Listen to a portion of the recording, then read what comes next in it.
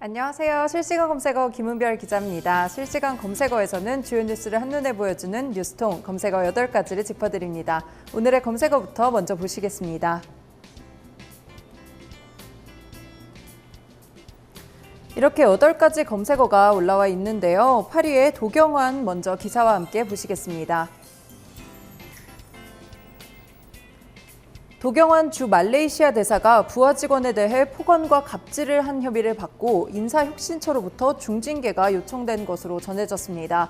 이 외교부는 지난 1월 이 도대사에 대한 감사를 진행한 결과 문제가 있는 것으로 파악이 됐는데요.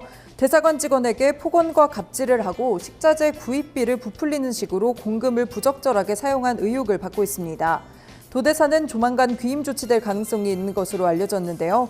징계 절차가 끝나면 파면과 해임, 강등, 정직 등의 조치를 받을 수 있습니다. 앞서 김영란법 위반 혐의로 지난주 귀임한 김도현 주 베트남 대사에 이어 도대사까지 갑질 의혹을 받으며 특임 공관장에 대한 관리를 강화해야 된다는 지적이 나옵니다. 7위에는 조금 전 살펴보셨던 3기 신도시 발표 올라와 있고요. 6위에는 민주당 원내대표 올라와 있습니다. 오늘 오후 3시부터 내년 총선의 승리를 이끌 민주당 이 원내대표 선거가 치러지는데요. 잠시 후 뉴스통 한라인에서 자세하게 살펴보시겠습니다. 5위에는 윤호중 올라와 있는데요. 기사 함께 보시겠습니다.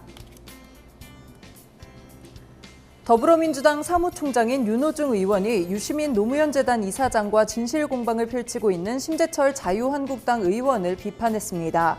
유 이사장과 심재철 의원은 1980년 이 전두환의 신군부 세력에 저항하며 학생운동을 하던 시절 이 합동수사본부에서 작성한 진술서를 놓고 진위를 다투고 있는데요.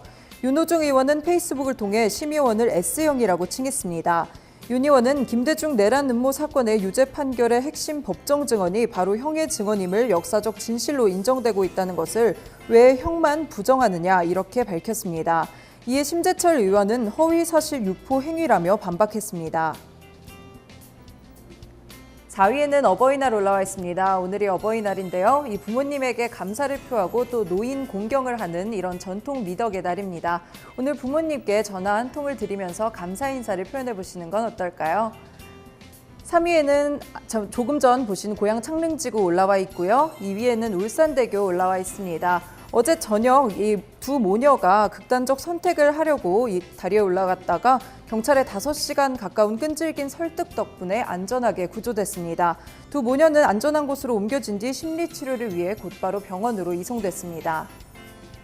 마지막으로 1위에는 한선교 국회의원 올라와 있습니다. 기사 함께 보시죠. 한선교 자유한국당 사무총장은 어제 사무처 당직자들을 향한 욕설 논란과 관련해 이 사무총장으로서 이 부적절한 언행이었음을 인정한다며 사과의 말씀을 드린다고 밝혔습니다. 앞서 한 총장은 국회에서 황교안 대표의 전국 순회 일정에 포함한 이 당무 현안을 보고받던 중에 내용에 불만을 제기하며 한 당직자에게 입에 담지 못할 욕을 하며 언성을 높였던 것으로 전해졌는데요. 사무처는 성명서를 통해 한 총장이 욕설과 비민주적 회의 진행으로 사무처 당직자들의 기본적인 자존심과 인격을 짓밟았다고 비판했습니다. 이에 대해 한 총장 측은 부적절한 언행을 인정하고 사무처 당직자들에게 사과의 내용을 담은 보도자료를 냈는데요. 다만 사과 요구는 일축했습니다. 여기까지 뉴스통에 올라온 8가지 검색어 보셨습니다. 다음 시간에는 또 다른 검색어와 함께 돌아오겠습니다.